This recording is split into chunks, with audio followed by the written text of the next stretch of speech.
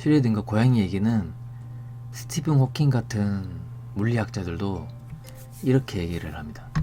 누군가 슈레딩거 고양이 얘기하는 걸 듣는다면 난 내 총을 꺼낸다 라고 말할 정도로 악명이 높은 이야기입니다.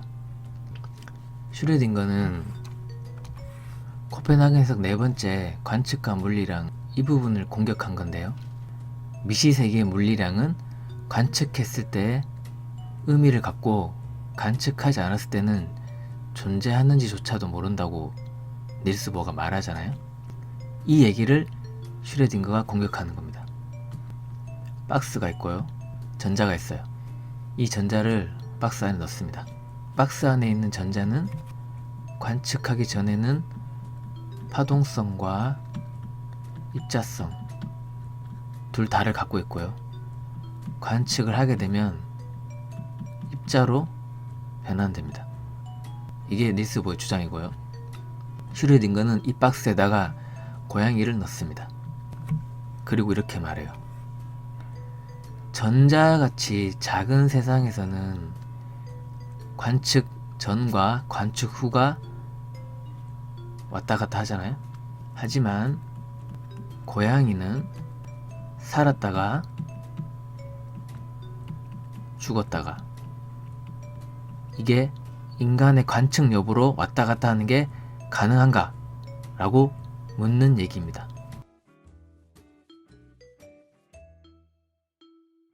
원자 이하의 작은 세상은 전자나 양성자 같은 것들이 입자였다가 파동이었다가 두 상태가 인간의 관측 여부에 따라 왔다 갔다 한다는 얘기잖아요. 이 얘기가 고양이처럼 큰 세상, 얘네들이 살아있는 상태가 입자 상태고요, 죽어있는 상태가 파동 상태예요. 이 두 상태가 인간의 관측 여부로 왔다 갔다 하는 게 말이 되냐라는 얘기입니다. 왜냐면 나무라든가 사람이라든가 개나 고양이라든가 행성, 돌 이런 것들도 모두 분해를 해보면은 세포나 분자가 되고요, 분자가 다시 원자가 되잖아요. 모두 다 원자로 이루어져 있기 때문입니다. 닐스 보어는 원자처럼 작은 세상과 고양이처럼 큰 세상을 반으로 나눈 거예요. 미시세계는 관측을 당하는 객체가 되고요, 거시세계는 관측을 하는 주체가 돼요. 거시세계에 사는 존재가 미시세계에 사는 존재를 관측했을 때 파동성과 입자성 중에 하나의 상태를 가지게 되잖아요. 그래서 이 두 세계를 반으로 쪼갠 겁니다. 슈레딩거는 닐스 보어가 반으로 쪼갠 세상을 이렇게 연결시켜 놓은 거예요. 원자가 모여서 분자가 되고요, 분자가 모여서 세포가 되겠죠. 세포가 모여서 고양이가 돼요. 원자 한 개, 분자는 수십억 개, 세포는 수백조 개, 고양이는 예를 들어서 10의 약 20승 개.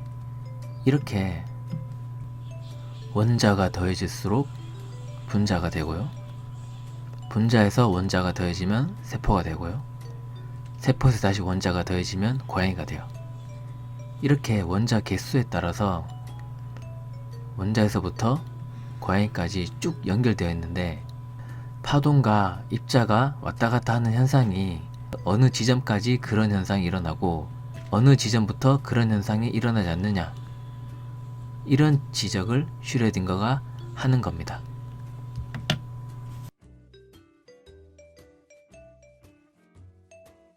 슈레딩거의 고양이 얘기를 들은 아인슈타인은 쾌재를 불렀다고 합니다. 학자들은 이래저래 싸울 필요가 없이 실험으로 사실을 증명하면 돼요. 그 일은 안톤 자일링거라는 사람이 합니다. 슈레딩거의 고양이를 실제로 실험에 옮긴 사람인데요.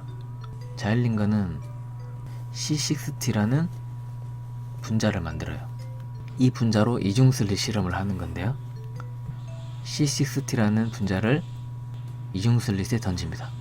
결과는 간섭 무늬 패턴이 나온 거예요. 전자를 이중슬릿에 보냈을 때 간섭 무늬가 나왔잖아요. 분자도 간섭 무늬가 나온 겁니다. 이렇게 해서 점점점 키워보자는 얘기예요. 다만 여기에는 한 가지 조건이 있는데요. 이 분자가 이중슬릿을 지나가는 이 사이 공간이 거의 100%에 가까운 진공 상태여야 한다는 겁니다. 자일링거는 이렇게 말합니다.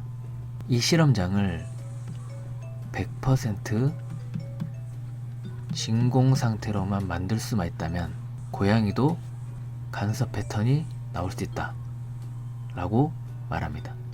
이 얘기는 고양이도 파동이었다가 입자였다가 두 가지 상태를 가지고 있고요. 두 가지 상태가 관측 여부에 따라 왔다 갔다 할 수 있는 게 가능하다 라고 말합니다. 슈레딩거의 고양이는 과학적으로 증명이 됐어요.